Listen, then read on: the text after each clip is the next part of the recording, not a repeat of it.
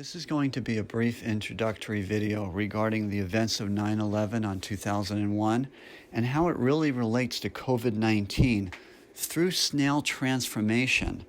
I've talked about snails in my other videos, and I've tried to prove that snails live inside of people, and we actually are like created out of snails. One of the most important parts of the human immune system is called the lymphatic system.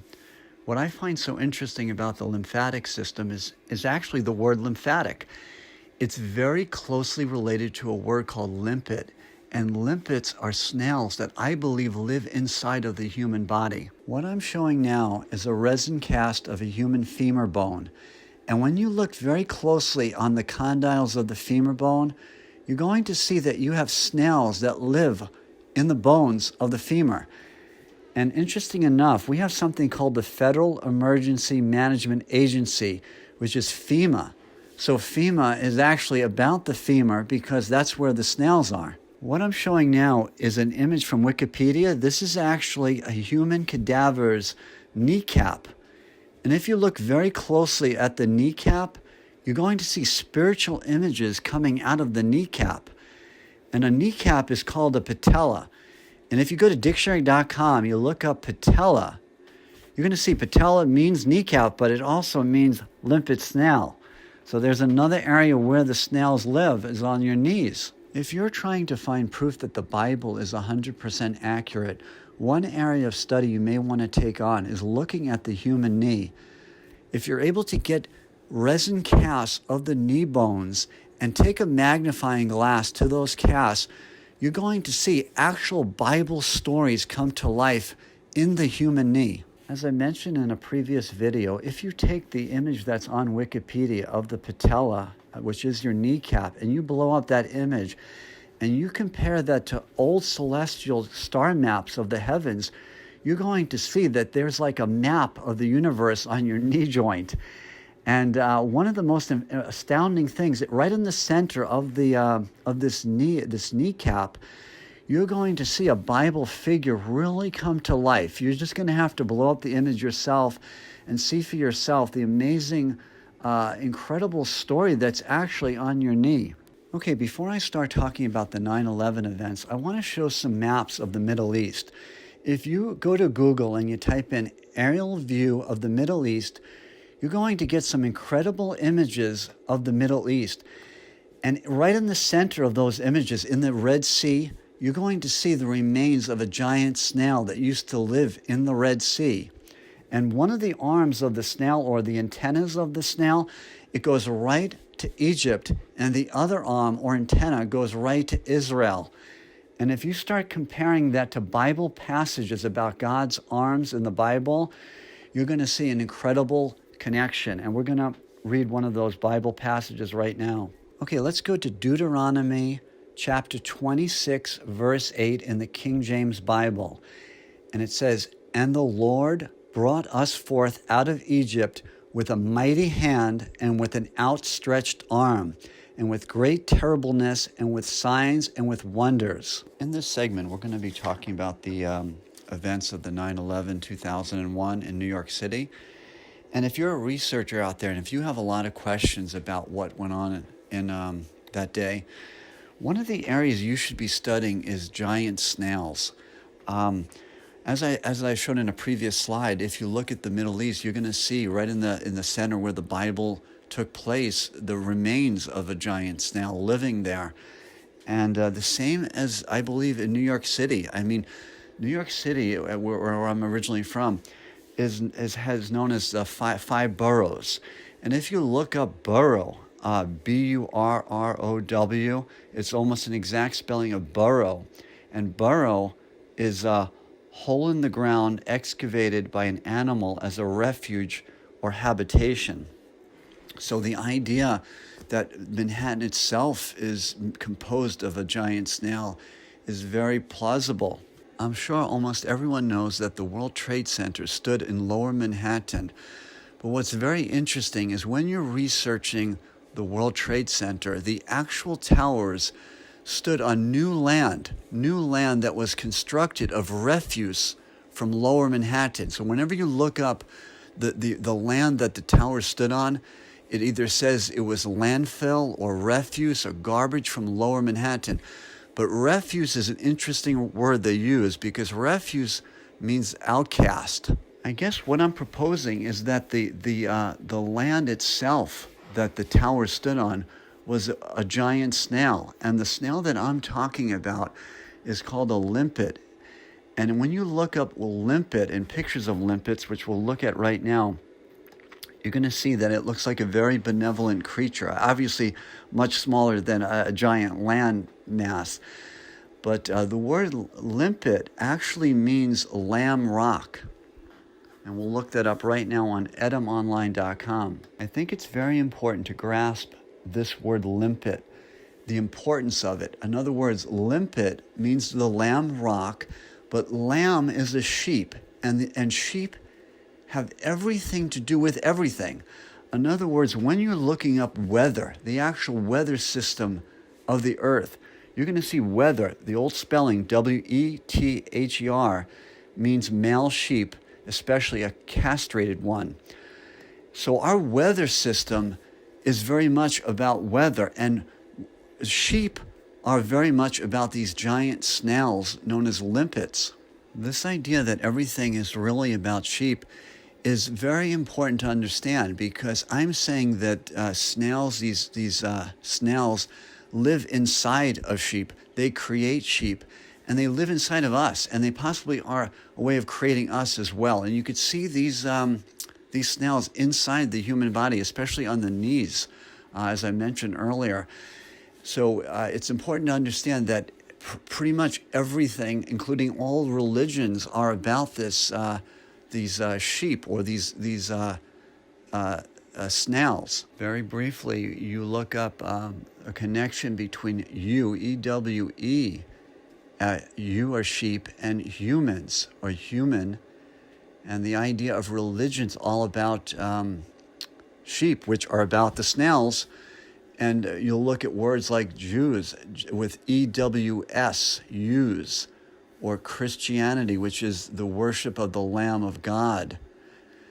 And also Islam, lamb again. So you'll see many of these religions, I'm sure, are all about the snails. Again, let's touch on this concept of the idea that the World Trade Center was built to stimulate the economy of Lower Manhattan. And again, I believe there is a Lower Manhattan under Manhattan. In other words, the snails create our reality, and they probably create a lower reality below us. There is an old concept of the idea of as above, so below. And that is probably an absolutely true concept, that there is a civilization below ours that's like a duplication process. I think a very important part of this is understanding why they called it the World Trade Center, because in many ways it was a world trade. It was a trade between our realm and the realm below us. When you look at the map of Lower Manhattan, one of the areas just to the south of the World Trade Center was actually called Little Syria at one time. And the word Syria, if you start researching Syria, it leads to S-A-R, SAR. And that's going to be a very big connection to actually something called sericulture. And sericulture is raising silkworms. And we're going to take a look at sericulture right now. We're going to Google it, and it says on Wikipedia, sericulture, or silk farming, is the cultivation of silkworms to produce silk. And you're going to see that it's a very important part of our lives is this silk.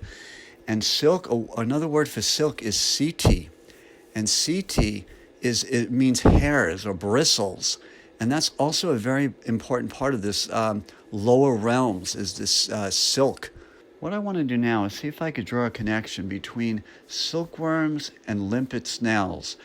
And I'm going to show an image called the rod of Asclepius. And you'll probably know what this image is. You'll see it on many medical institutions throughout America and throughout the world, and even on ambulances. So next time an ambulance drives by, you'll see on the side of their truck the rod of Asclepius. It has a lot to do with emergencies, rod of Asclepius, and essentially is a worm or a serpent, they say, climbing up a rod. Could be also an eel, because an eel, I believe, has a lot to do with limpets as well. Now that we've carefully looked at pictures of the rod of Asclepius, I want to show the back of a limpet. There's a photograph on Google, an image there, a photograph that shows the back of a limpet snail exposed through the mantle. And you'll see, if you look closely, the rod of Asclepius is on the back of a limpet snail. Let's try to remember that the rod of Asclepius has to do with emergency. And I believe the rod of Asclepius has to do with some sort of transformation that happens inside a snail. In other words, the snail is transforming into some sort of giant moth. If you look at the word ascalaph, that means moth. So the rod of Asclepius has a lot to do with snail transformation. Remember, there are snails that live inside of you, there are snails that live inside of animals, and there was a giant snail, at least one, that lived under the towers, and the towers were mounted to this snail. A key word in all this is the word eclosion. Eclosion means emergence, very much related to emergency. And what it is essentially the moth breaking out of the cocoon. It's called eclosion. Let's take a longer look at this word eclosion and understand the importance it played on the 9/11 events. In other words, eclosion is an emergence. And when you dial 911, that's an emergency. So 911 was an emergence. And the idea was that the towers were like two cocoons. And on 9/11, 2001, these giant moths or bat-type beings bursted forth out of the towers.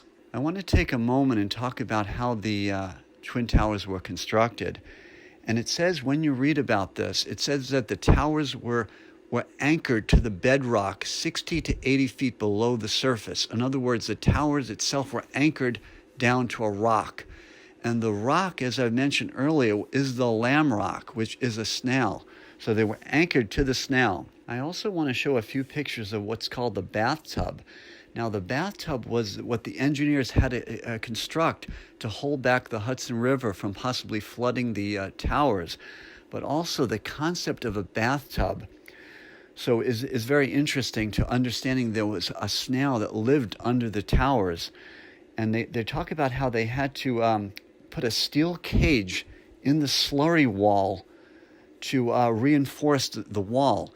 And I'm going to show a picture of the steel cage. I think it's important to really research and look at the words they're using to describe the building of these towers. In other words, hollow tube design, a bathtub, a steel cage used to reinforce the slurry wall, but a steel cage is used for animals. I also want to point out that I do believe these powerful forces or groups built the towers for a really good benevolent purpose, possibly to really help trap spirits or trap souls below the earth and transform them into moths or butterflies in some capacity, or pull them out and have some sort of giant sin-eating device to again help the people below, or the people in lower Manhattan. And it's very important to note the book that George Bush, our president, was reading that day. If you look at the cover of the book, it really is some sort of alchemical map for what's going on that day. And I'm going to try to show that here. When you're looking at this illustration, I do want to point out some key aspects of this. In other words, that flag, you compare that to the Newark Bay, and you'll see almost a direct relation to the flag and the Newark Bay. Also, you see this snail there, and the elf represents 11. If you look up, 11, the towers are 11. It has a lot to do with elves. And elves is probably really behind the scenes, some sort of extraterrestrial race that is in charge of this whole 9/11 project. And of course, you see the snail there. Now, there's other animal symbolisms, which I'll get at it in a much bigger video, but all the alchemical formulas for that day are there. And you'll say, oh, well, this book came out in 1995. But remember, in 1993, there was another World Trade Center attack. And remember, whenever you look at the word attack, there's attack here, attack there. Taka means sheep. So remember, sheep are the snails. So whenever there's attack this. And in 1993, there was supposed to be a lower level bomb going off in the towers. And remember, bomb is Bombyx mori, and that's the silkworm. Bombyx, a bomb went off in 1993, and I do believe there's another towers below, or there were in 1993 some towers that actually disappeared in 1993. Okay, I'm going to take a moment out and talk about the coronavirus and its relation to the 9/11 events, because I believe any of these big events in history are really about snail transformation. In other words, you look up coronavirus and you'll come across SARS. Now, coronavirus is a SARS virus, and I understand that SARS is an acronym, but if you look up a word called sarsenet, you're going to get silk. And silk is what a cocoon is. It's made of silk. So in other words, this is a virus of a cocoon. And I believe that snails are making another one, a duplicate version of ourselves. As I mentioned earlier, the back of a limpet snail is where the rod of Asclepius is. And you see the rod of Asclepius on the emergency vehicles. And remember, you dial 911 when it's an emergency, and the word eclosion is an emergence. An emergence is a moth coming out of a cocoon, or I guess a butterfly coming out of its chrysalis is an emergence, and it's an eclosion.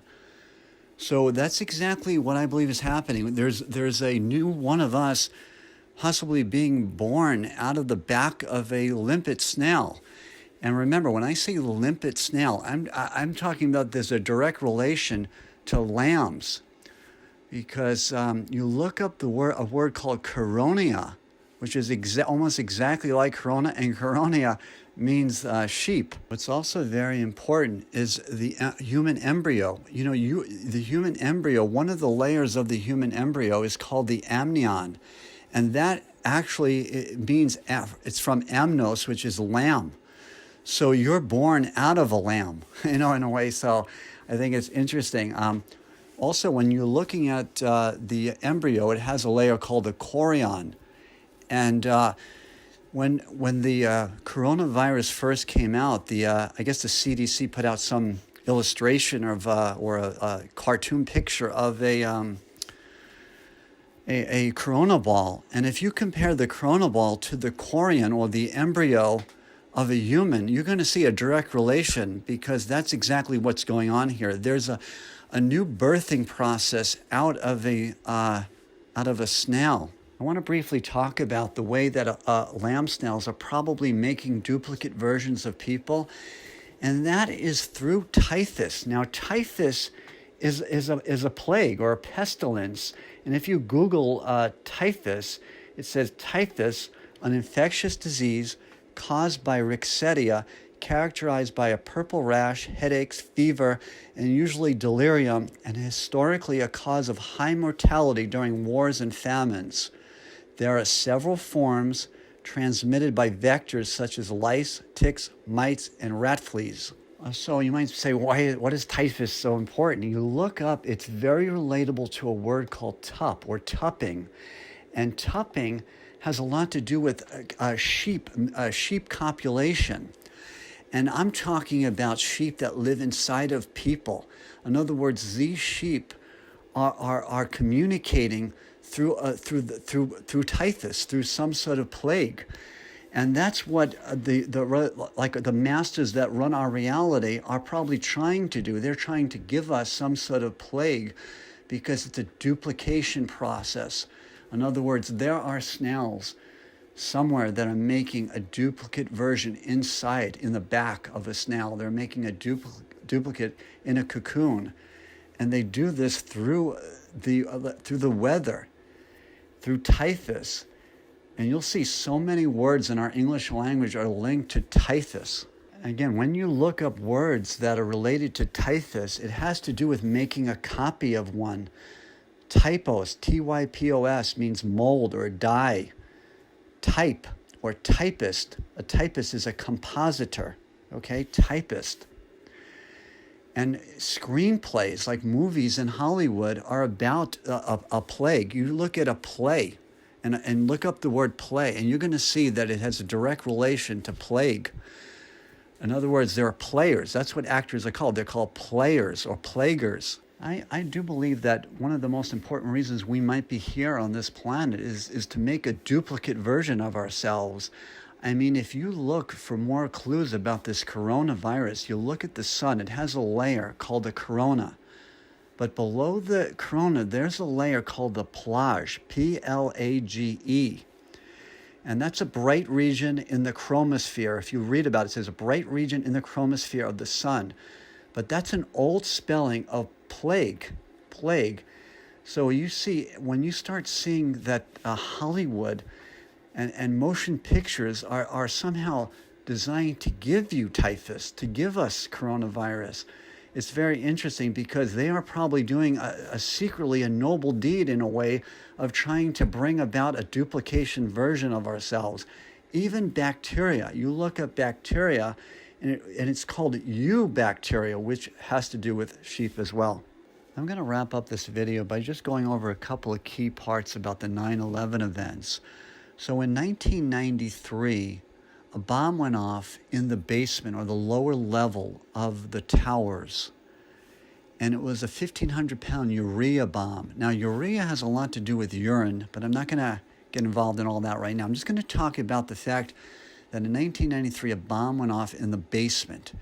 Now, under Manhattan, I do believe there's another Manhattan, and there was towers in 1993 that got destroyed from a cocoon, like a breaking forth of a giant moth or a giant bat-like moth out of the towers.